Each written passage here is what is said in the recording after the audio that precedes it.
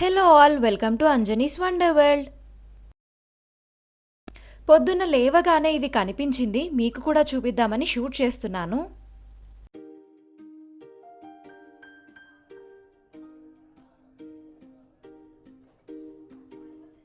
ఇది double layer ఉన్న శంకుపూల చెట్టు. మా ఇంట్లో ఇది లేదు, పెడదామని రూట్స్తో సహా తీసుకొచ్చింది అమ్మ. ఈ శంకు పువ్వులను సంస్కృతంలో గిరికర్ణిక అని పిలుస్తారు. దీన్నే విష్ణుక్రాంత పత్రి అని కూడా అంటారు. వినాయక చవితి రోజు చేసుకునే వరసిద్ధి వినాయక ఏకవింశతి పత్రి పూజా క్రమంలో ఈ ఆకు 10వది. దీనిని చాలా శతాబ్దాలుగా ఆయుర్వేదంలో వివిధ రకాలైన రోగాల చికిత్సలో ఉపయోగిస్తున్నారు. దీని విత్తనాలు నరాల బలహీనతను పోగొట్టడానికి వాడుతుంటారు.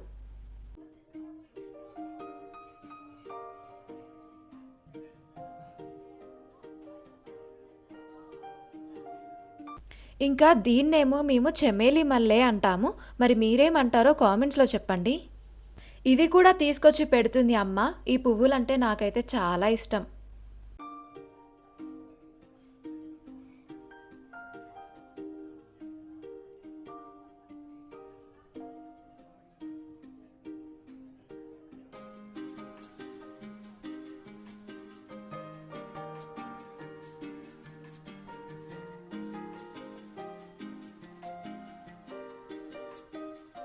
పొద్దున్న చెట్లు పెట్టడం అయిపోయిన తర్వాత నేను ఇంకేం షూట్ చేయలేదు.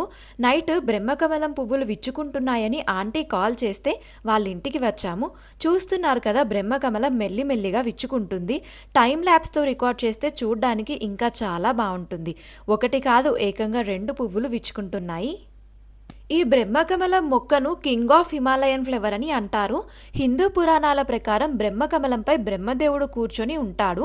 ఆయుర్వేదం ప్రకారం ఈ మొక్కను కాళ్ళు, చేతివేళ్ల పక్షవాతానికి మరియు మెదడు సంబంధిత వ్యాధులకు వాడుతుంటారు. ఉత్తరాంచల్ రాష్ట్రంలో బ్రహ్మకమలం ఆకులు, వేళ్లు ఎండపెట్టి పొడి చేసి 200 గ్రాముల పొడిని దేవదారు 20 మిల్లీలీటర్ల నూనెలో కలిపి గుజ్జుగా చేసి విరిగిన ఎముకల భాగాలపైన పూస్తుంటారు. మధ్య హిమాలయాల్లో భోటియా తెగవారు తలనొప్పికి, మానసిక సమస్యలకు బ్రహ్మకమలం విత్తనాల నుండి తీసిన నూనెను తలకి రాస్తూ ఉంటారు. అయితే ఉత్తర భారతదేశంలో పైన చెప్పిన మొక్కను, అంటే ఈ పక్కన ఫోటోలో చూస్తున్నారు కదా, దీన్ని బ్రహ్మకమలంగా భావిస్తారు.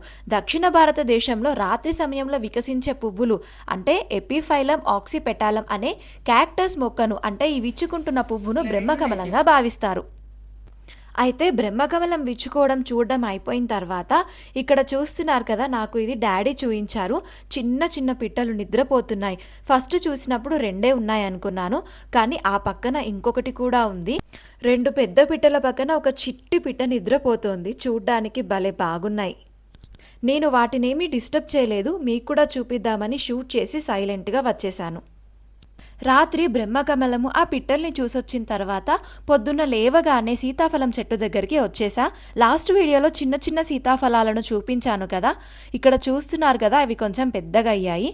అయితే పురుగులు, ఉడతలు తినేయకుండా కింద పడి పాడవక ముందే కోసేద్దామని కోస్తున్నాము. ఫస్ట్ పండు నేనే కోయబోతున్నాను.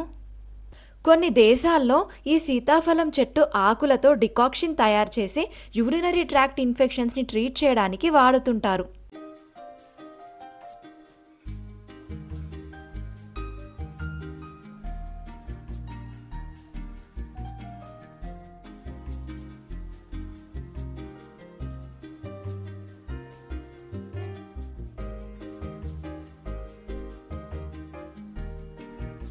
ఇదేమో కాకరకాయ చెట్టు. పువ్వులు, పిందెలు వచ్చాయి, చూస్తున్నారు కదా. అంతేకాదు, ఇవాళ మందార పువ్వులు కూడా చాలా పూసాయి.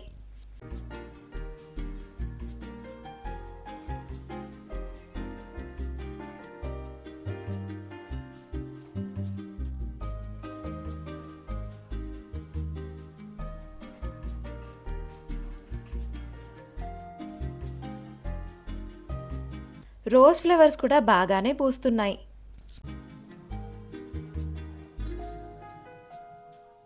ఇంకా ఇదేమో మా ఇంట్లో ఉన్న మునగాకు చెట్టు. అమ్మ ఇక్కడ మునగాకు పప్పు అలాగే మునగాకు పొడి చేయడం కోసం ఈ మునగాకును కోసింది. ఈ 2 రెసిపీస్ అలాగే మునగాకు కూర రెసిపీకి సంబంధించిన డీటెయిల్డ్ వీడియోస్ని మామ్స్ కిచెన్ సిరీస్లో అప్లోడ్ చేశాను.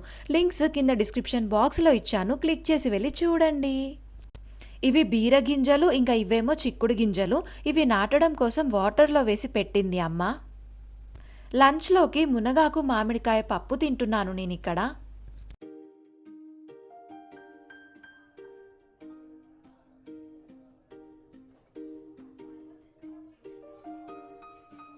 లంచ్ అయ్యాక మాల్కి వచ్చాము. ఆల్మోస్ట్ 3 months తర్వాత ఇవాళ వచ్చాను మాల్కి నేను. సరదాగా మీకు విషయం చెప్దామని ఇక్కడ ఈ బిట్ షూట్ చేశాను. ఒకప్పుడు వేప పుల్లతో బ్రష్ చేసేవాళ్ళు, కానీ ఇప్పుడు చూసారా ఎన్ని రకాల పేస్ట్ ఆప్షన్స్ ఉన్నాయో. టెడ్డీ బీర్స్ చాలా బాగున్నాయి.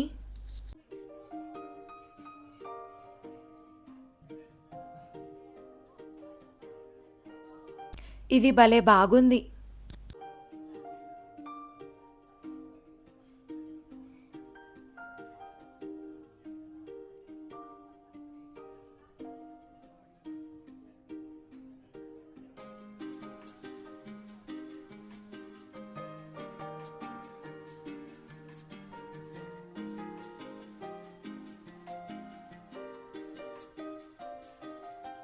కోకోనట్ జెల్లీ ట్రై చేద్దామని కోకోనట్ వాటర్ బాటిల్ తీసుకుంటున్నాను.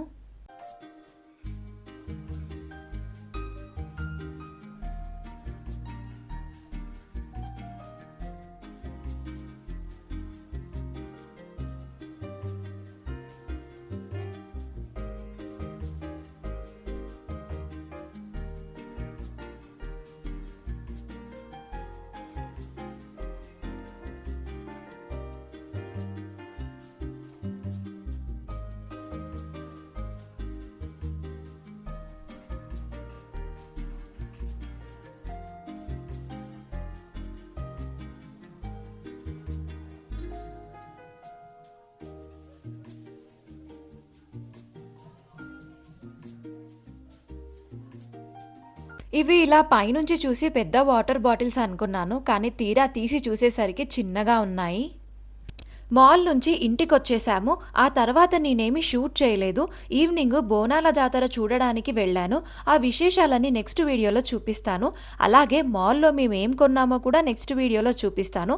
ఈ వీడియోని ఇక్కడితో కంప్లీట్ చేస్తున్నాను. Thank you for watching the video. Do like, share and subscribe.